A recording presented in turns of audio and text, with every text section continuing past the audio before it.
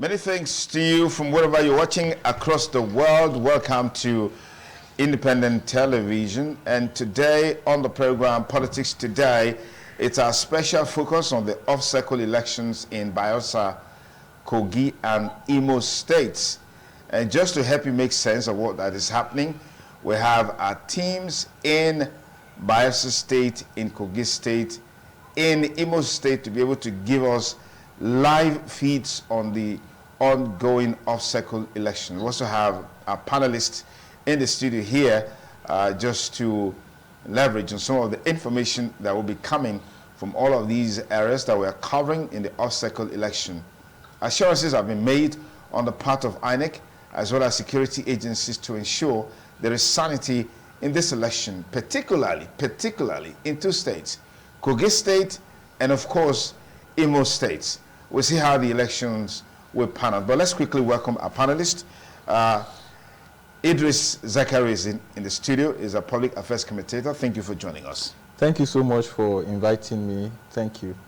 We have Barrister Greg Iyai, is also a public affairs analyst, constitutional and human rights lawyer. Thank you for joining us. Good morning, viewers, and thank you, Duke, for having me. We'd like to thank the former NBA Benin branch chairman, Barrister Pius Oiwo. Many thanks for joining us. It's my pleasure to be here, and thank you for having me. Okay, just to get first-hand information as to how the election is faring, we'll be taking you right now, right away to Bayelsa State, where Joseph Kadri is already on standby to help us make sense of the exercise so far. Has the election commenced? Has voting started? What is the general ambience in that state? What is the environment like? What is the level of participation by the electorate? What is the level of security as far as the election is concerned? Joseph, thank you for joining this live broadcast on the off-cycle election in Bayelsa, Imo, and Kogi State. You are in Bayelsa State. Share with us what the experiences have been so far and how the exercise has been.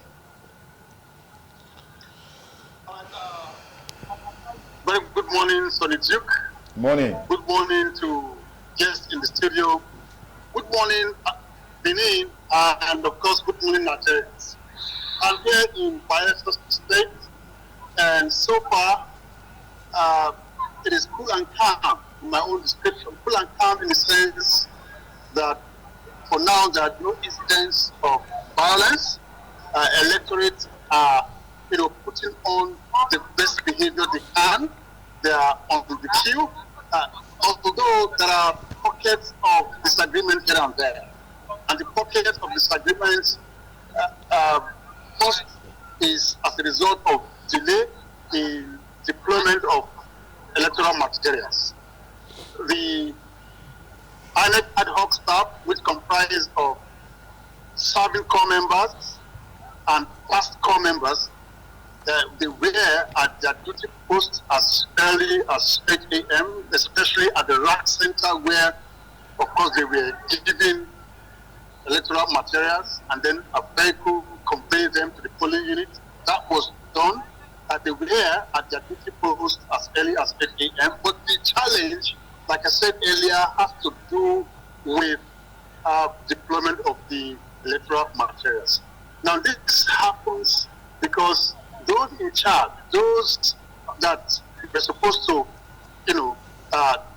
take the ballot papers, count them according to the number of those at different polling units. They were not there on time, and that actually caused the delay. And another cause of the delay is the fact that the drivers that were engaged, INEC has an agreement with National Union of Road Transport Workers as well as maritime workers to help them deploy materials to the different polling units. So the vehicle to an extent were not enough, and some polling units suffered that. And when the electoral material eventually go to the polling units, there were disagreements, among the polling, among the agents, the political parties and electorates. They were there complaining that the process should start. And others say it cannot start because for you to be a polling agent, a political agent, a party agent, so to speak, you must come with your tag. And so some of them came to the polling unit at the tag, and those that were with tag said no, the exercise cannot start until they are able to show their tag for as agent for the election. That generated disagreement, and it was sorted out, by some officials of Nigerian police force as well as the military.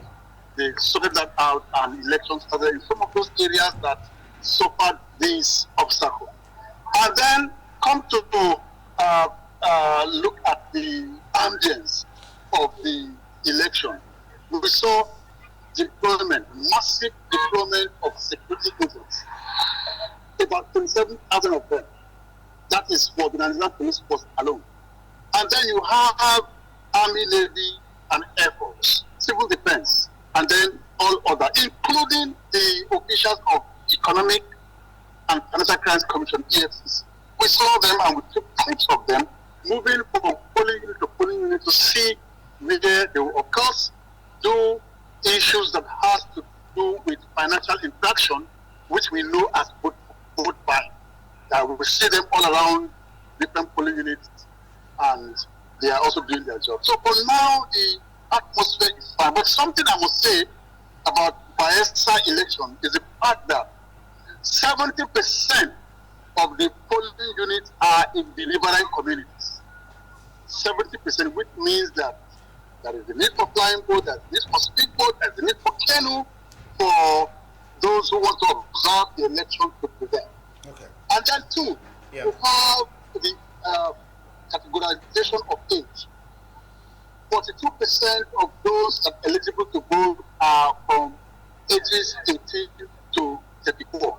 Another 40% are of ages between 35 to 49. So you see, 52% of those eligible to vote are between the ages of 10 to 49.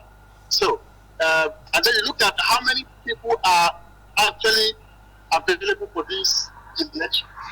From what we gathered from the rec, he said 1,017,000 citizens have been elected, and those are the ones that will participate in this election.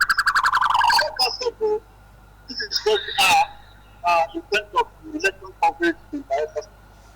Okay, Joseph, thank you very much. Two quick one. We can see vehicles moving. Does that mean there is no restriction of movement?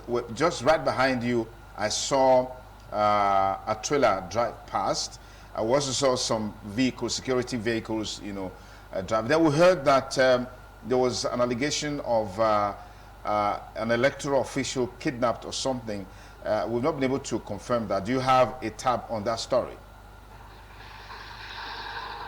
Okay, so you are actually right for asking that question, and we were actually wondering what's happening. Why the regular movement see they are, interstate, not interstate. And I'm sure that those that are actually within the state that I have seen and witnessed, that is heavily because of security, manning different checkpoints, and if you are not on election duty and you don't have the time to move around, for the election duty, you will be stopped at some point. Okay. And if possible, you'll be, detained at some point. That's what I have noticed. But for the vehicles that are moving, if it's not truck, then it means the vehicle has a tag, election duty tag, which means that they may be carrying one or two officials of INEC or some VIP. But for the trucks that you have been seen behind me, they are moving towards Delta State and then to the rest part of the neighboring state of Bayelsa. Okay, so quickly confirm how true is the story of an electoral official that was allegedly kidnapped in Bayelsa? Is that true? Okay, that story has been flying for some while now, and we have been trying to confirm from the rec. Okay. The rec is not picking up his phone because he knows the people that he has employed. He knows his officials. He knows who are working in the particular election, and he also knows those that he has actually invited from the neighboring INEC or neighboring states of INEC to come and participate in this election. Delta State is one of them. Anambra State is one of them, and of course, River State. Okay. Dominic, Joseph. Sorry, Joseph. I would like to pause you here, but we'll try and reestablish connection with you much later before we conclude this program. We understand Governor Doediri has voted. Do you have information as it relates to other candidates in this election for other political parties that have also cast their votes?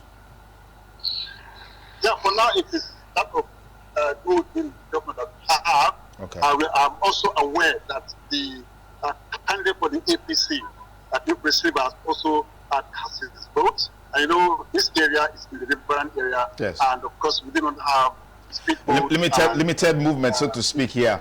Okay, I will keep tabs with you, Joseph, and get more from you on the exercise in Bayelsa State much later. Many thanks again. You're welcome.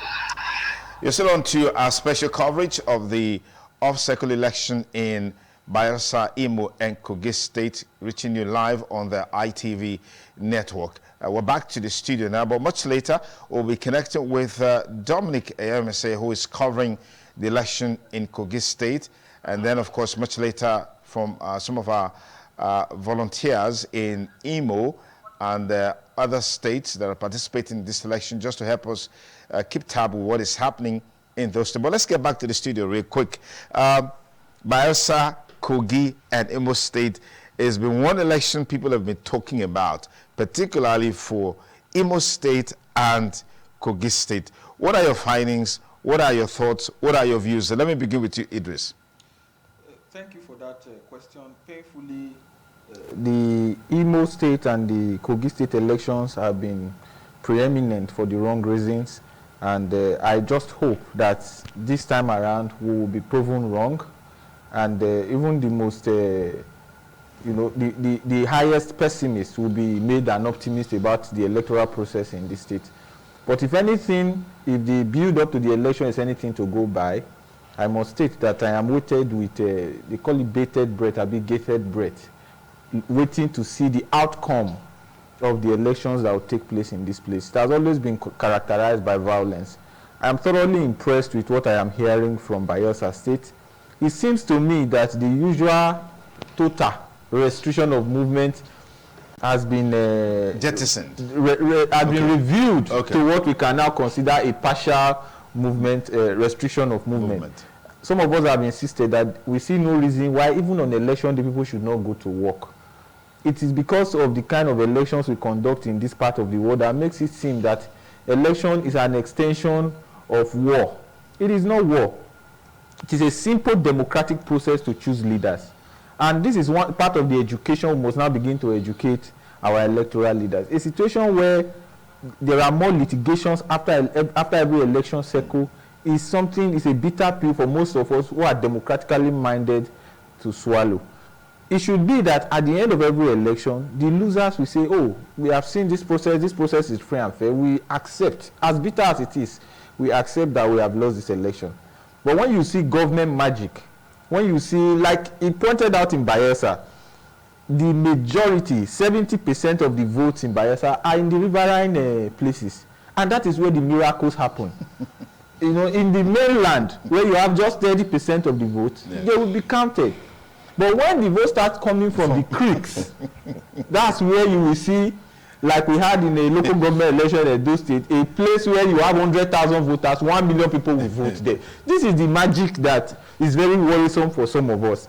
So for me, I am putting my hands on my jaw, maintaining what Wole Soyinka called the sit-down look posture until we begin to see results. I am concerned about the process as much as I am concerned about the result. In elections, the end does not justify the means. The means is as important as the end. So we are putting our hands in our jaws and we are waiting. Let's hope for the best. Let's prepare for the worst as we hope and pray for the best. Okay, we just have the footage of the incumbent governor who's is seeking a second term in Bayelsa State, talking about Governor Do Diri. We were told that Joseph told us a while ago that he's already cast his vote. Let's take a listen to that, and we'll be back to our panelists here in the studio as we also await Dominic to join us live in Kogi State and update us on what's happening there.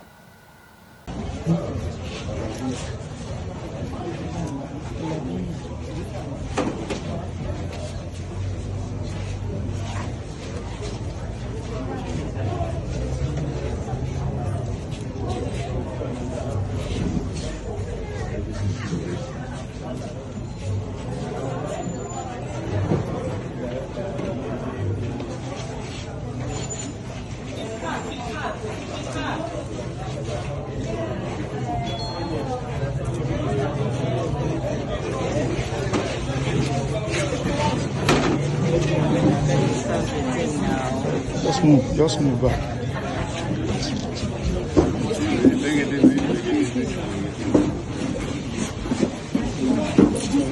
Sorry.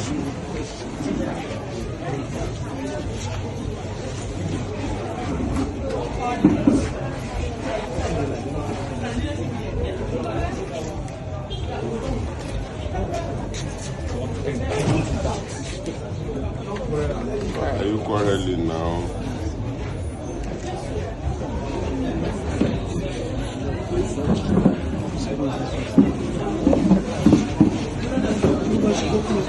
Don't go close, don't go close, don't go close. Hold on. See the Marcus. I know. Block him, come this way.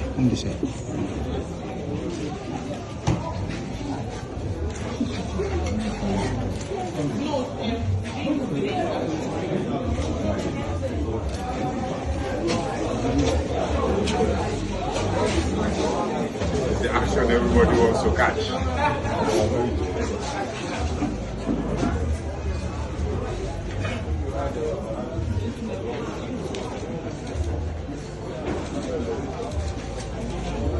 Bryce Greg, talk to us about these off-cycle election. I mean, I'm not sure that's going to be possible because these off-cycle elections didn't come on their own. They came from court pronouncement.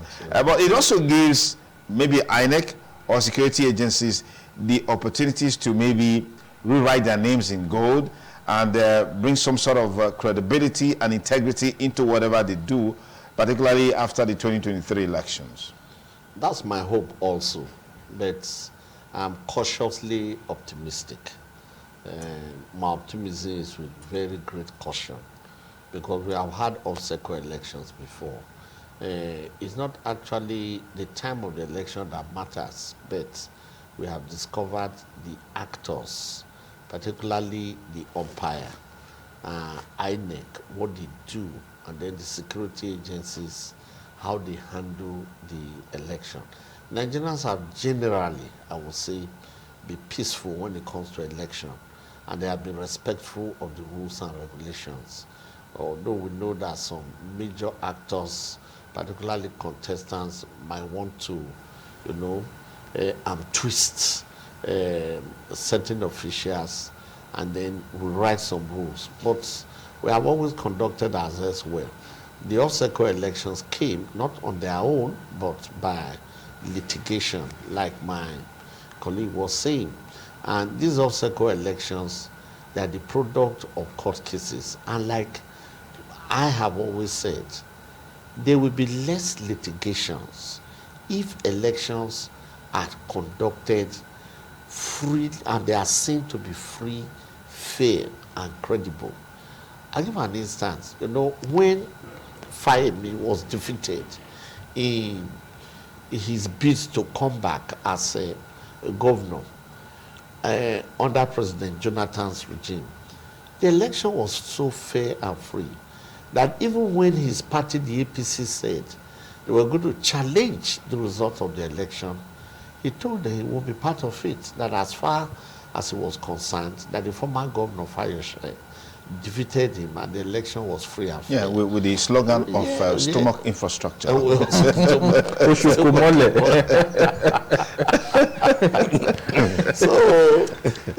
and that is, and he congratulated Fayose. And that's the kind of thing we want to be seeing. If the umpire actually plays the role of an umpire, and the security agencies are there just to create a peaceful and enabling environment for voters to vote, I believe a lot of these violence will be minimized. Litigations also will be minimized. We are lawyers and we ply our trade for a fee. We would love to have as many litigations as possible, provided the dollars and the pounds are rolling. We have not dollarized our charges. We are still on the naira level. So we actually pray that these elections will be free. I am really worried about Imo State in particular. Like has been said, the build up to the election doesn't give much for optimism. Okay. But we'll look at some of those concerns. Those concerns have been very, very strong and heightened in the last couple of days for Imo State and then for Kogi State as well. But we'll talk about all of that in a bit. But let me just get Barrister Ewo to give us your opening lines on these off-cycle elections. Well, like has been aptly described, the off-season election has arisen as a result of the litigations which affected the elections in these states, including Edo, Ondo, and some other states that had to have their elections, of course, outside the general course that elections are supposed to be conducted. The Constitution is very clear as to the fact that a governor should have a 4-year mandate once his election has been ratified. And it starts from the day you are sworn in, and when you conclude your 4 years would be when you, of course, an election will be conducted to terminate, of course, your tenure. And that is why we are experiencing the situation in Bayelsa, Imo, and Kogi states. Again, my view on this that we are experiencing today across the 3 states wherein elections have just been been scheduled is the fact that the police, the army, of course, all security agencies, INEC too, they are on trial today. Okay. You recall that we're all here at the studio on the 25th of February, 2023, and then the 18th of March this year too, 2023. And then I also, like every other member of the panel, was of the view that it was too early to give a pass mark to INEC about the conduct of the election. Okay. Of course, we just got a report from your correspondents from Bayelsa State about the fact that election materials were yet to arrive certain areas. I do not expect that at this time we will still be talking about. But it's a difficult terrain. Yes. I mean, what riverine communities? Of course, we are sure to hear similar things, though not being pessimistic about Kogi and then in Imo State. Okay. And we also hear that there were contractual challenges between INEC and then the National Union of Road Transport Workers. Yeah. Of course, these are things that I felt that INEC and those in charge of the elections would have been able to do away with over time. Okay. We have just 3 states to conduct election. Now, the entire security architecture of Nigeria is being deployed to these 3 states. If we do not get it right at a time like this, then of course it's going to be difficult in an election, which is the general election like the one we had on the 25th and then of course 25th of February, and then that of 18th of March. Because like it is, at those elections, the security situation, the security agencies are overstretched. Now we have 3 states to contend with. We've heard the tough talks of the National Security Advisor, Ribadu. We have also had the tough talk of the Chief of Army Staff, and then the General Officer Commanding 2 of the one in charge of Port Harcourt. And then we've also had from the Inspector General of Police. We've heard from the Civil Defense too, and all those who are in charge of security in our country. And then we believe and we are hopeful, like my brother, Pastor Greg here talked about, that is optimistic. I'm also optimistic. But again, we should begin to, of course, task our security agencies, task INEC. This is a time for them to rewrite their names, and then, of course, to give a good account of themselves. I listened to the INEC chairman today talk. I think I watched him on telly, and then he spoke about the fact too that results are going to be uploaded, of course, timelessly, and then the IRF and every other thing, and then the BVAS is going to work. And then these are the challenges that we associated with the general election outside the house, the off-cycle or off-season election. But we are hopeful and we are prayerful that just as we do not want those who, the election observers, because they are all around to give account of what they are going to see in today's elections. And then we must also be conscious about the fact that there has been a heat-up of the polity and then the campaigns in particularly Kogi and Imo states. Not much has been said about Bayelsa state, but I believe too that the key actors, particularly the aspirants, I don't want to mention particular names, in Imo and then in Kogi state would, of course, conduct themselves very well, ensure too that they play the rules according to the game, and then ensure too that the peace pact that they have signed live up to it.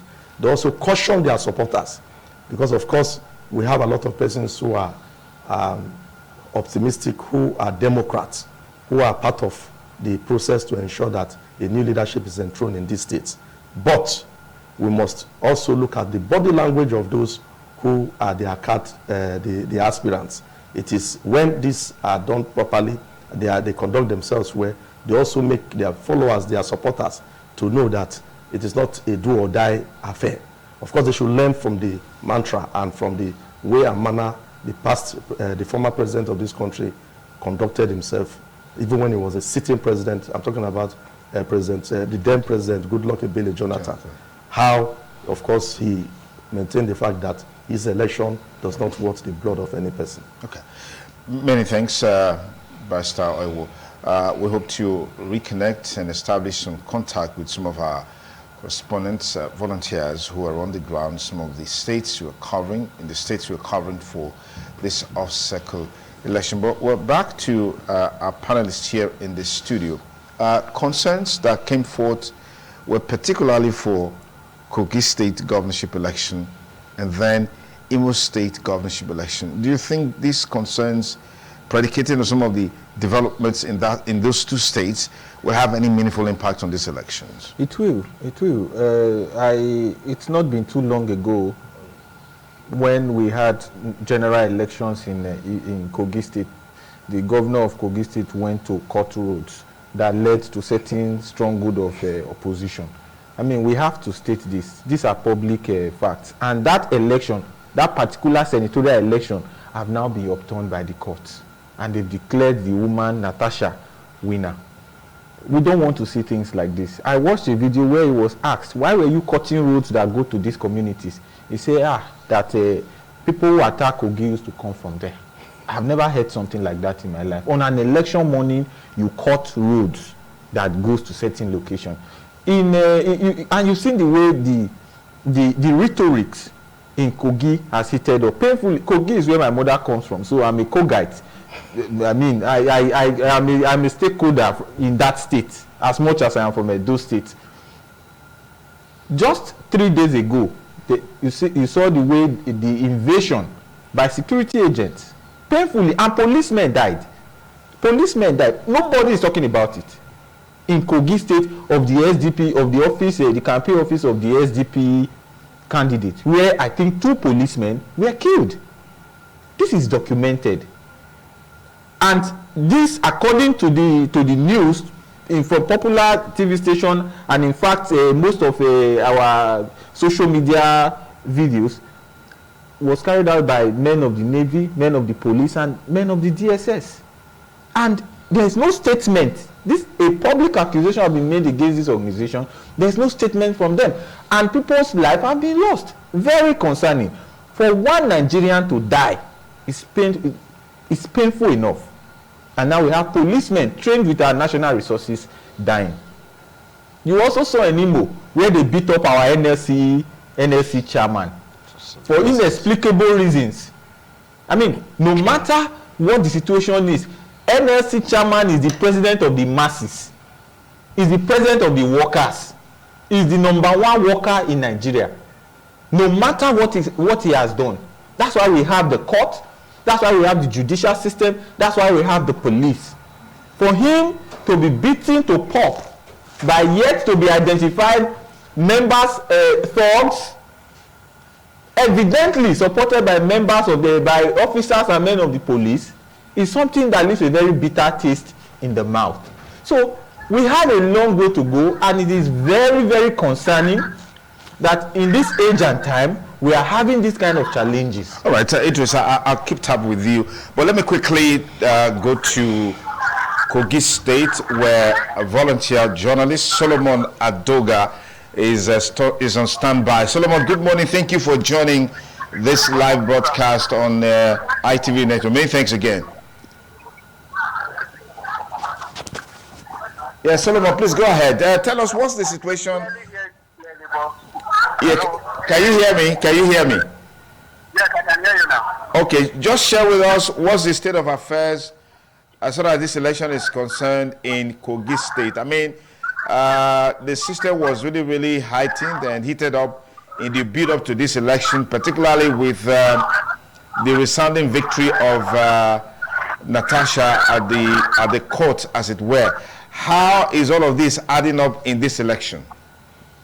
All right, electoral materials, INET staff, and the adult staff all arrived to their various units at about 8 o'clock in the morning, and some polling units arrived late, about 8:30, thereabouts.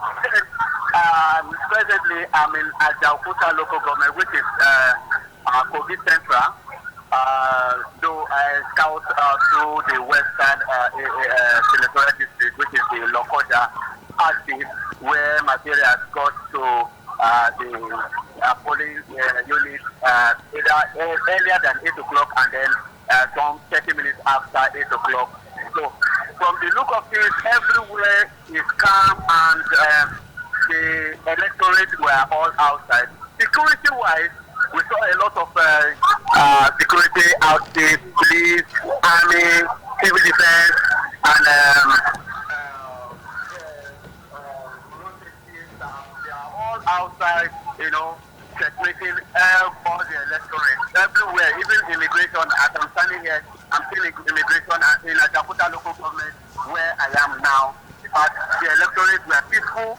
Security is everywhere. I can say that this is the first of its kind. It never happened like this in the March general election.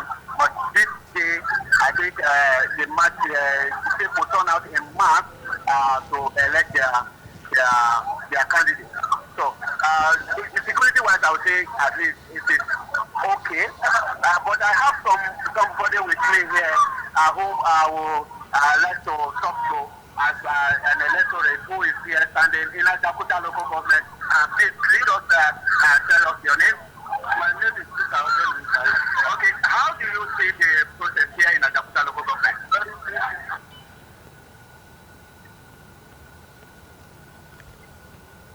Okay, Solomon, just go ahead. Can we? Yes, go ahead, please. Solomon, can you hear me? Okay, we lost that conversation. We hope Solomon Adoga can get back to us quickly. But we have that Governor Bello has voted, and we don't have that footage yet.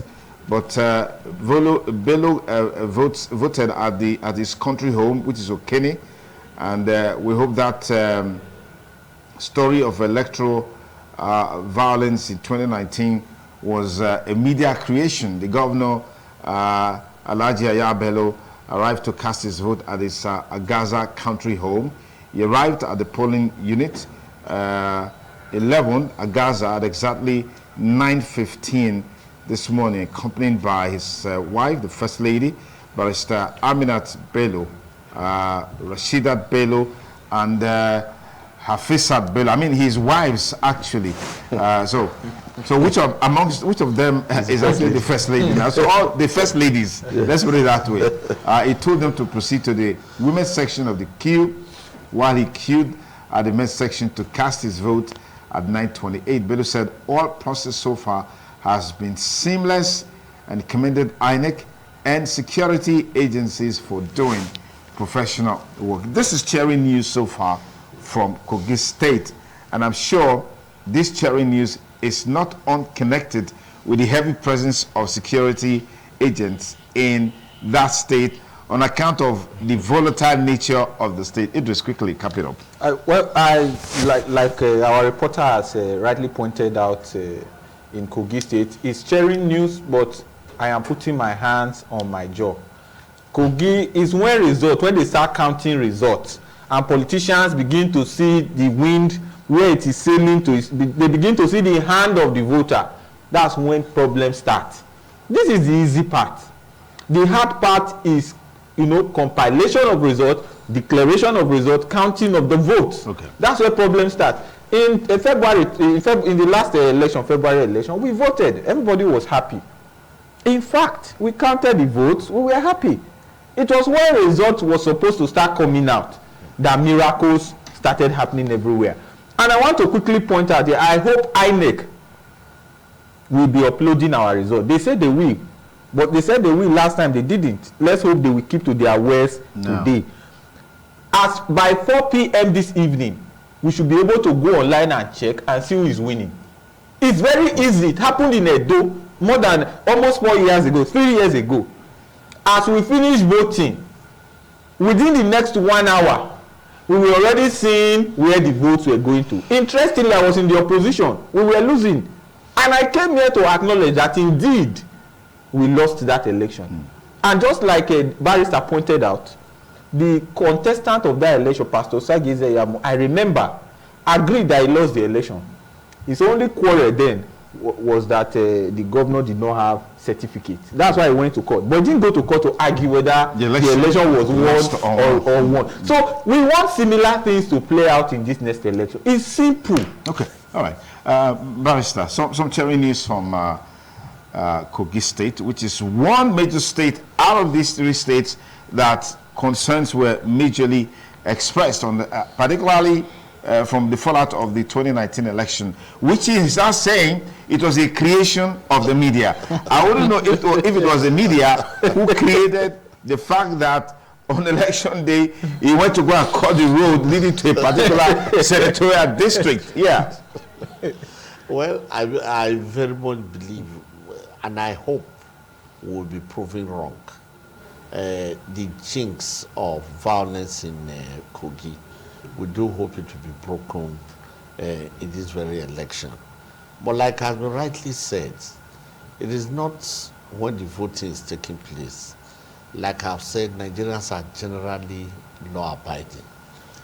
But when the results start coming in and it unsettles some people that are in power and they believe that they have a right to hold on to power for as long as they can, that is where our will be tested, and then the integrity of the election will be ascertained. All right, let's quickly keep tabs with Dominic Ayemese, ITV network correspondent, live from Kogi State. Dominic, many thanks for joining us on this live broadcast.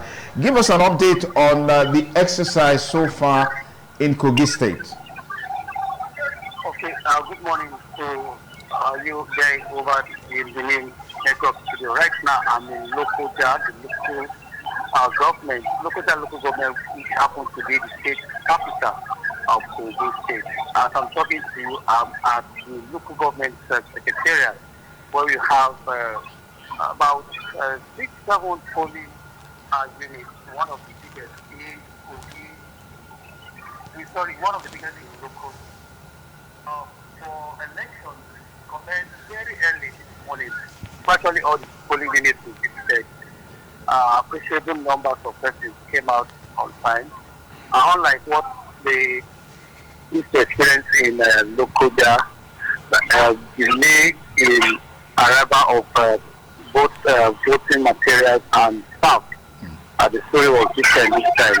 The electorate and voters were so recommended item for improving in terms of arrival at polling units. As regards the environment, it's been so calm. The tension and the so much expectation due to security challenges that was attributed to this state. Unfortunately, or rather fortunately, we've not recorded any incidents of violence or electoral malpractice in all the polling units visited so far.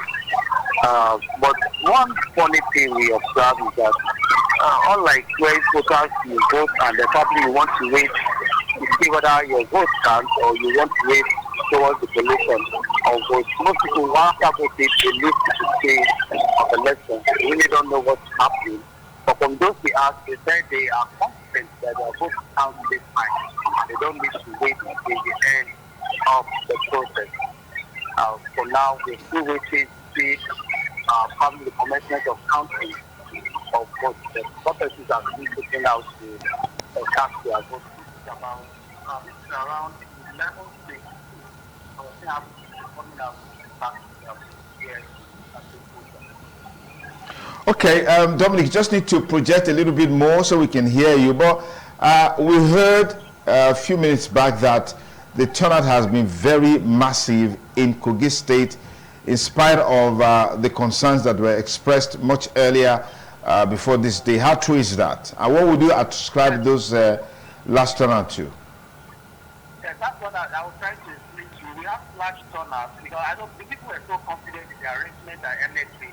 As at 7:30, we were at Fort Center, one of the polling units in Ward 1. That's the 2 here in Lokoja. We noticed that the electorate came out very early. They came out with their numbers. Like you said, this time around, they are so sure that their votes will count. Despite all the tension around, they still feel that this year election is one of the truthful. Okay. Contrary to what has been speculated in the past days. All right, thank you, Dominic. We'll just keep tabs with you and have an update much later before we call it a wrap on the program, the off-cycle elections on Kogi, Bayelsa, and Imo State. We're just trying to establish connection with someone in Imo State so we can know exactly what's happening in Imo State. But for now, the news is cheering from Bayelsa, from Kogi State. But are we supposed to be concerned that the people came out in their numbers to cast their votes, but they are not waiting to monitor how the outcome of the election would be ultimately? Are we supposed to be bothered about that? We should be, because they are they are the custodians of the votes. And I believe they should be able to stay, monitor the counting of the vote. But again, you don't know the apprehension that people may have, that this calmness we are having may not last. And let me just cast my votes, save my head, whatever the result is, I will hear that my head is still there on my body. And the antecedent of the white lion, as the governor of Kogi State, Bello, is often called, has not given many people reason to be very comfortable. So, but we are hoping, like we have said here, that they will disappoint us. Okay. Well, former President Goodluck Jonathan, he's from Bayelsa State, has also cast his vote. Former President Goodluck Jonathan called on the National Assembly to stop off-season elections in Nigeria. Jonathan stated this in an interview with newsmen after casting his vote in the ongoing governorship election in Otoke, Bayelsa State on Saturday. He said, "First, let me congratulate the 3 states that have elections today, Bayelsa State, Imo State, and Kogi State, in which I wish all the states successful elections and peaceful conduct of election. But because this is an off-season election and I get worried about the issue of off-season elections, I will use this unique opportunity to plead with the National Assembly that we need to block this office in elections. It's very odd. It's not global best practice." I think we have that kind of, we talked along those lines earlier. A country can elect its people at different times, like America and some countries, but not everybody at the same time. But anytime they go to an election, they elect everybody. The former president noted that if the trend of off-season election is based on the interpretation of our laws by the judiciary, it may come to a time when the presidential election in Nigeria may be off-season. And I very much agree with former President Goodluck Jonathan. Barrister Owo, talk to us on your views on this. But I thought that the off-season is in a way bringing out this feeling that has been there for a long time, that we need to operate a true federal system. Yeah. Well, I do not, with the greatest respect, agree with the past president, Goodluck Ebele Jonathan. Like we have all tend to appreciate when we started this program this morning. The reason why we are having this off-season election is because of judicial pronouncement. The Constitution is very clear. Okay. Again, if there must be a departure from what we have now, it follows, therefore, that we must amend our Constitution. Because the Constitution makes it abundantly clear that the tenure of a governor commences... Okay, I will get you on in a moment, but let's quickly link up with Tony Ayoka, Nigerian Civil Society Situation Room in Imo State. Tony, good morning. Thank you for joining ITV broadcast of the off-cycle election in Imo State. Give us your picture of what's happening right now in the state. More so, we have a very cantankerous build-up to this election. What's the security situation? What's the level of turnout of the electorates and all of that? Yeah, good morning. Thanks for having me on air. Imo is still generally calm. The build-up was tense. The atmosphere was tense. But this morning, it's been quite calm. There's a lot of security presence around, moving around the metropolis. You can see heavy build-up of security. But generally, the populace is calm. But from the things we can see in the field, it seems the apathy is playing out. The turnout is generally poor. People are within their neighborhoods, but they are not moving towards the direction of the polling units. It seems quietly sitting it out. We are hoping that maybe the turnout may improve. That's still yet to see. The logistics arrangement for this election is far better than what we saw during the last election. Between 8:30, 8:45, in 3-4 locations we visited, the INEC people and ad hoc staff were around. This is setting up to commence voting. You can also see party agents around and presence of security officials. But the voters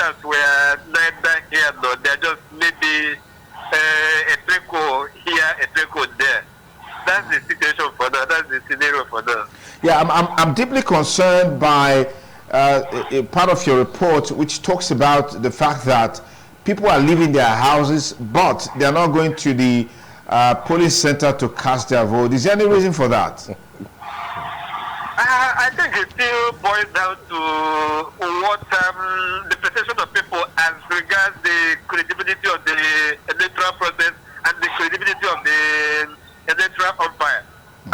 It is funny that moving around the town within a space of 30 minutes, I could count 4 locations of young people playing football in the streets.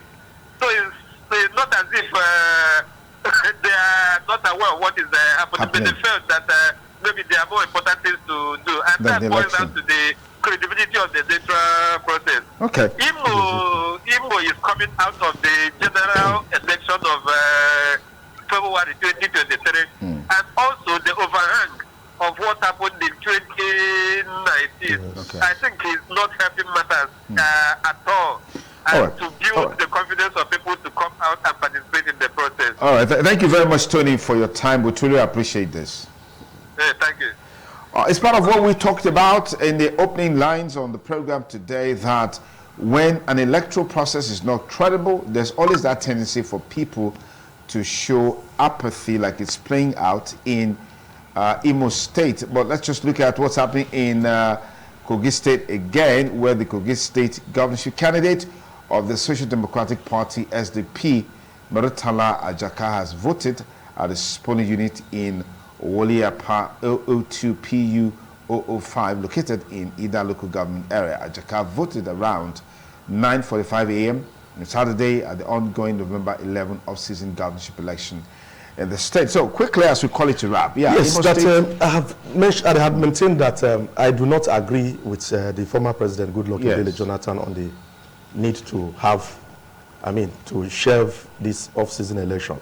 As a matter of fact, the off-season election has also created a platform for Nigerians, for the electorates to be able to assess INEC. It's most times being used as a test, a trial platform for determining whether INEC is truly ready to conduct a credible, free and fair election. And then because again, you realize that Nigerian society as we stand presently would not have the adequate manpower, in terms of security personnel, to be able to man and to provide security for residents, particularly during. So that's the reason we should encourage off-season elections. Yes, because you realize that if elections are done generally, outside the off-season election, what the system we used to have and operate, our security personnel would be overstretched. We do not have adequate manpower to be able to go around the various areas. And mind you, the challenges that we have in an election process today is principally the issue of security. Looking at it, besides that, you realize too that, yes, for those who may be talking about what has been going on, of course, the cheering reports we're getting from Kogi and then from Imo State, I've always maintained and posited that election is a process. And it is in stages. That's the much time we permit us on the program today. We just want to say big thanks to everyone that made a special coverage of the off-cycle election in Bayelsa, Imo and Kogi State possible. Correspondents in Bayelsa State, Joseph Kadri and Dominic and MSA from Kogi State, and then of course some of our volunteers from those two states, Solomon Adoga, Kogi State, as well as Tony Ayoka from Imo State. Thank you guys for making your time available. Idris, thank you so much for coming. Thank you for having me. Thank you for coming. Thank you very That's much. Our package for this special coverage of the off-cycle election. I'm Sonny Duke Okosun. Thanking you for staying with us. Have a great weekend. Bye for now.